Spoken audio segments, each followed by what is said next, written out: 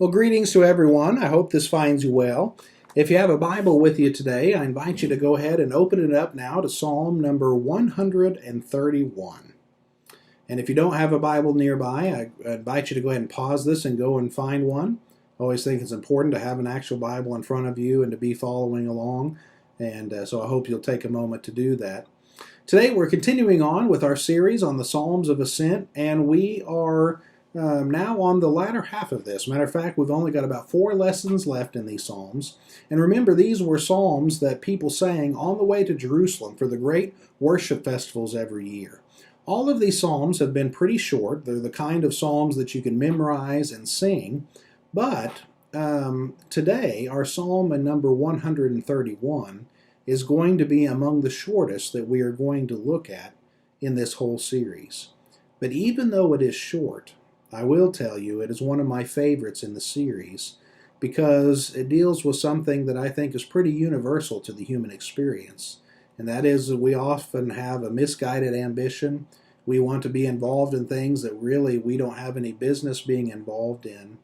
And we have to learn to let all of those things go, to trust in God, and to still and quiet our soul.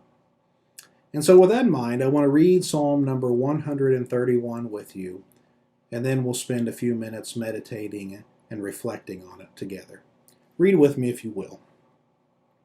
My heart is not proud, O Lord. My eyes are not haughty. I do not concern myself with great matters or things too wonderful for me. But I have stilled and quieted my soul like a weaned child with its mother. Like a weaned child is my soul within me. O Israel, put your hope in the Lord, both now and forevermore.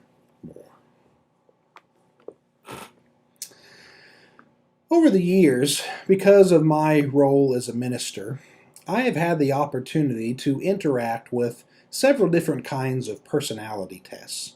To be frank with you, I've really enjoyed this because there's just something about knowing the psychology of how people work that's just kind of endlessly fascinating to me. My first exposure to it was whenever I first went to Sunset. Upon entering school there during our first quarter, we had to take the Taylor-Johnson personality test. And the purpose for doing that, of course, was to assess where we were going to have natural strengths and weaknesses as ministers. I meant to ask CJ and Elena while they were here for the summer if they still had to do that, but I forgot to take the opportunity to do so. But not only did I take the Taylor-Johnson personality test whenever I first began school there, but whenever Olya and I did our premarital counseling together with one of our professors for Sunset, we also had to take it together then. A second personality test that I became familiar with is the Myers-Briggs test. I became familiar with that during my time of depression because my counselor at that time was a big proponent of that test. The test is probably the most famous of all of the personality tests, and you may recognize it because it assigns 4 letters to you based on your personality. For example, I am an INFJ, at least on most days, which means I am introverted, I am a feeler, I have a strong intuition, and I am a judger rather than a perceiver. But if the Myers-Briggs is the most well-known of the personality profiles, perhaps the next one that I am going to mention is the trendiest at the moment. I've talked about it briefly before in some past sermons, and perhaps you've heard its name kind of blowing around in the cultural winds. This particular personality profile is called the Enneagram. The Enneagram is a very old personality profile mechanism, and it breaks people down into 9 different personality types. Now, there is no test for you to figure out on this one. If you were to Google it online, you probably could find a test. You could also find some on Facebook. But for those who know it best and teach it the best, they know that for the most part, you really can't take a test to determine your personality according to this. The primary thing you have to do is to actually study the 9 different personalities and then see which one best describes you. Now, here's what's interesting about the Enneagram. There are many who say not only can individuals be assigned a personality number, but so also can communities and cities and institutions and even nations. Now, by assigning a number to a large community like a nation, you're not saying that everyone within that community is the same number. But what you are saying is that within that same community, there is an overall personality, an overall value system that tends to dominate. For example, a person might be able to say that the nation of Germany is a 1 on the Enneagram. What are the things that describe a 1? Well, they are perfectionists. They care about excellence above all else. They are very disciplined in their pursuit of excellence, and they don't have very much sympathy or mercy for anyone who doesn't pursue excellence, including themselves, by the way. Or take, for example, the Enneagram number for the nation of France. France is a romantic people. They are an Enneagram 4. They love to sit outside in cafes and have long one-on-one conversations about culture and movies, books and philosophy and other such artistic pleasures. They have a lot of passion that is very emotionally driven, and they can be roused to very fierce forms of competition based on that emotion. So here's a question for you. What number might the United States be? Well, most who have offered an opinion about such things would say that the United States would be a 3. What is a 3? Well, they are very motivated by ambition. They like to have the spotlight on them. They like to be watched by others as they rise to the occasion. They're natural performers, but they're not performing for performance sake, but their performance is so that they might be out front, leading other people. Now, you might be wondering at this point, is that a good thing or is that a bad thing? Well, here's the deal with the Enneagram. There is no such thing as a good personality or a bad personality.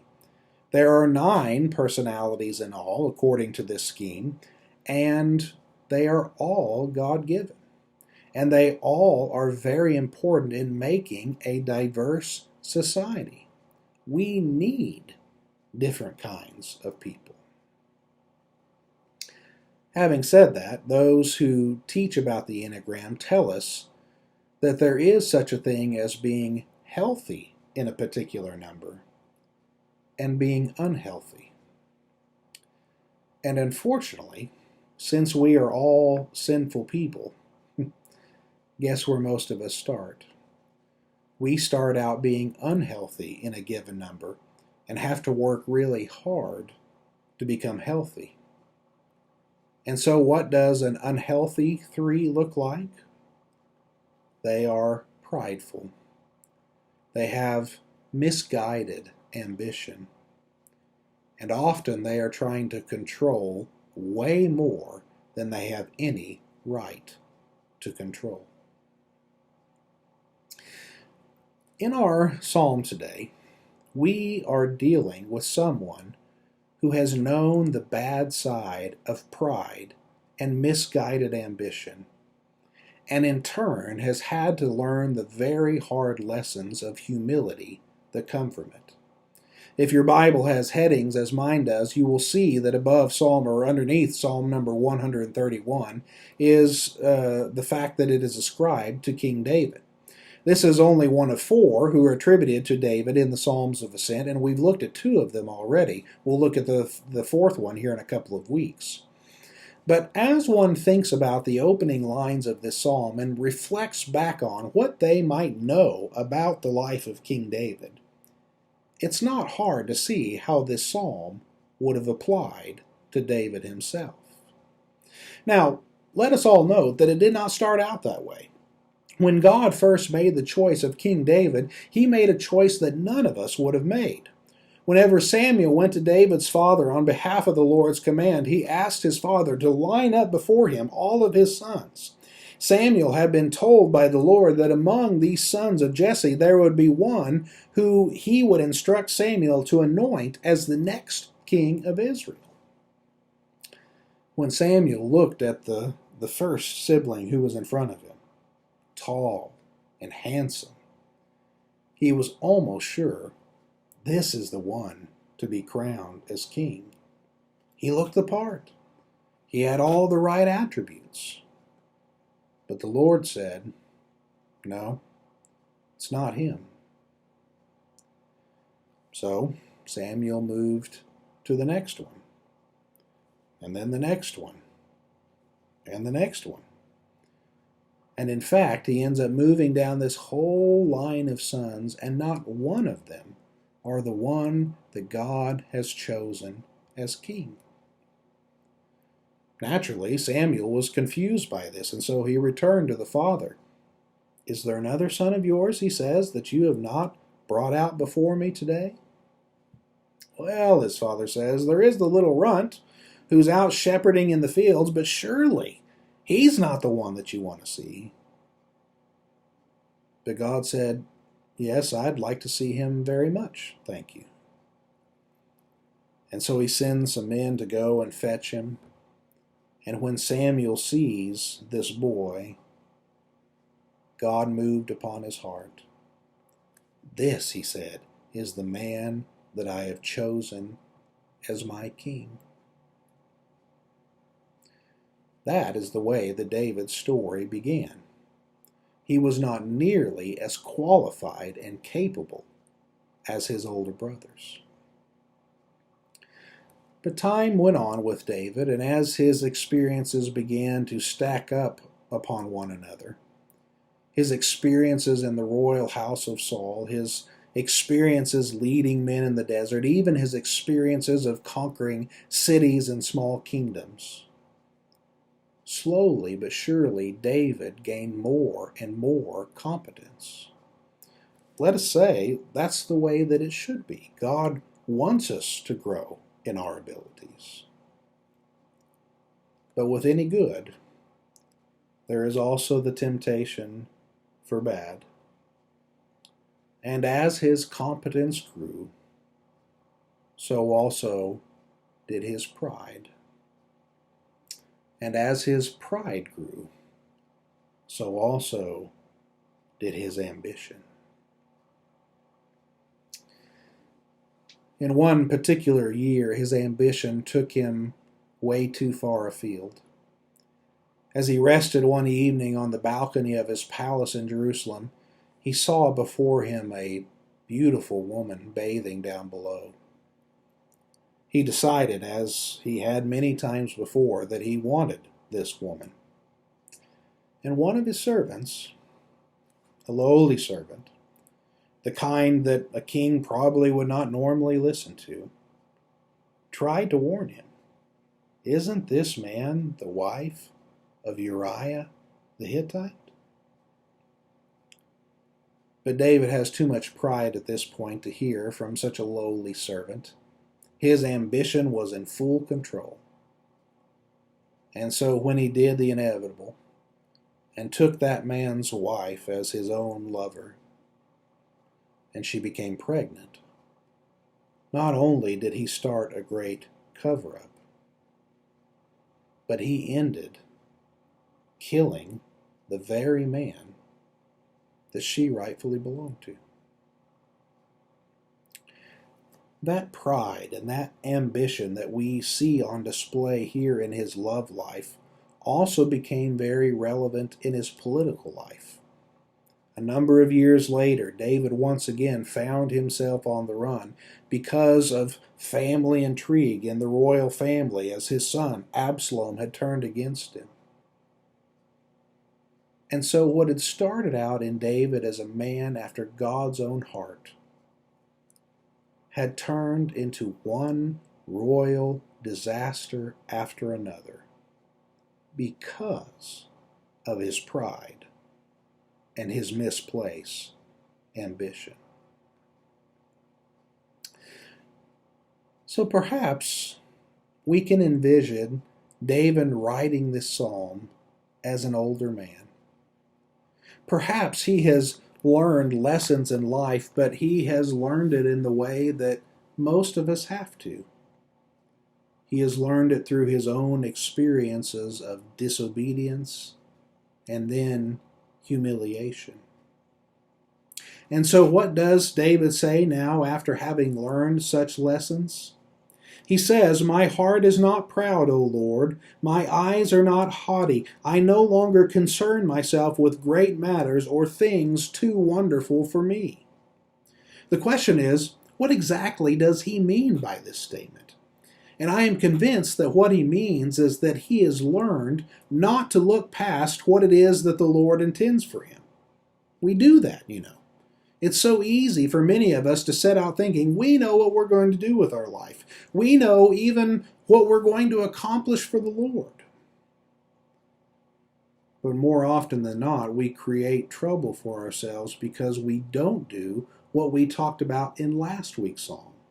We don't wait upon the Lord. We take matters into our own hands. And David, in essence, is saying here, this is no longer true about me. I'm not proud anymore.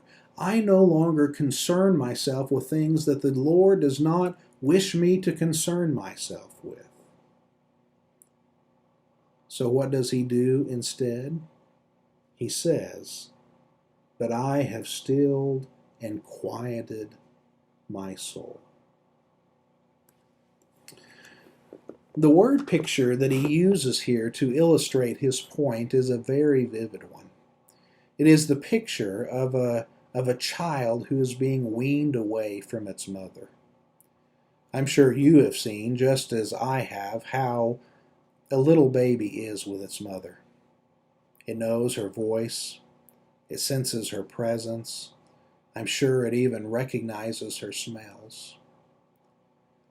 But perhaps what a little baby knows best is his mother's breast.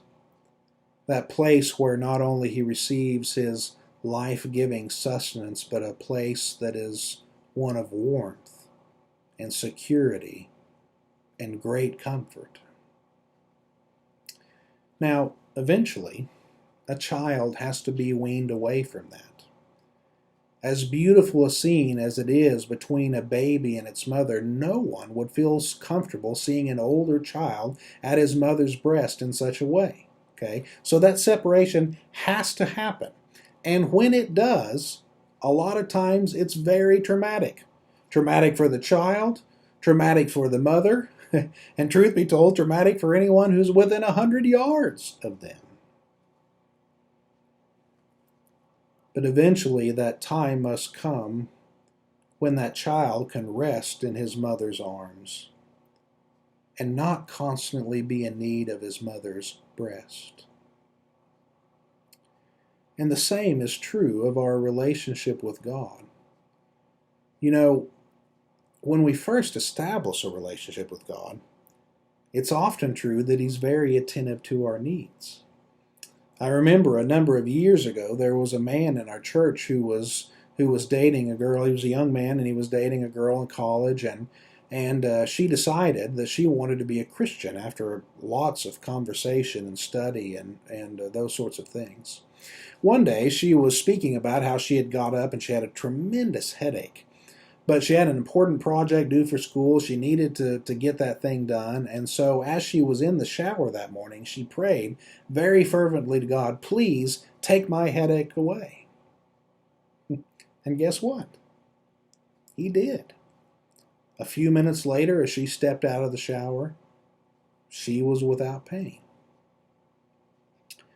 Well, God often does that kind of thing when we first come to know Him. He comes at our beck and call to prove that He is there and He is there for us. But as we mature,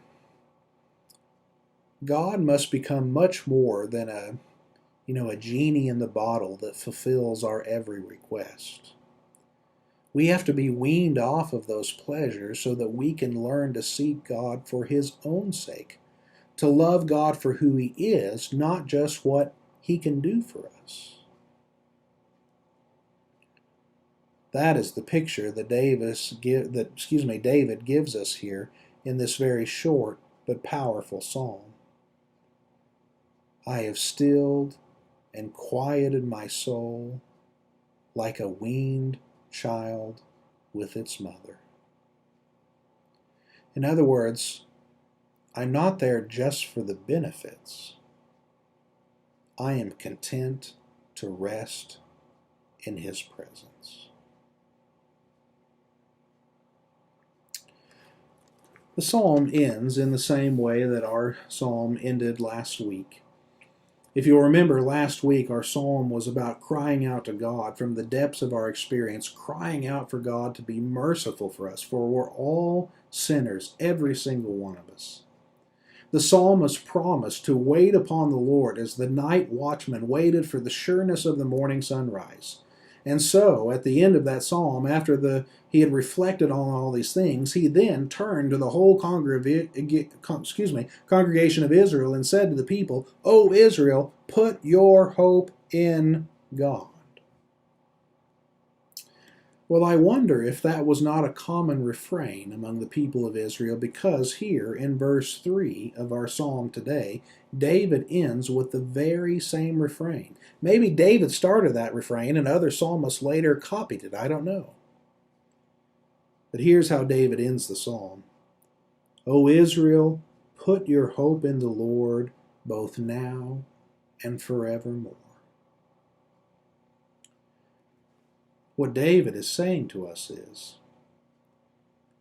if God can lead me through this process, fallible man as I am, from pride and ambition to humility and trust, so also can He lead you. So put your trust in God. And so, church, that is the invitation to us today as we reflect together here on Psalm number 131. No one really gets to escape this. I'm convinced that you will either have to go through this process now or you will have to do it later. And my guess is if you have to do it later, it will be far more unpleasant than if you have to do it now. But all of us have to make this move. We must make this move from pride and a misguided ambition to humility and trust. But listen, church, only God can really help make this move for us. We can't do it all on our own. And so, as Paul once said, may we all work out our salvation with fear and trembling, for it is God who works in us to will and to act according to His good pleasure. May God bless you and have a wonderful week.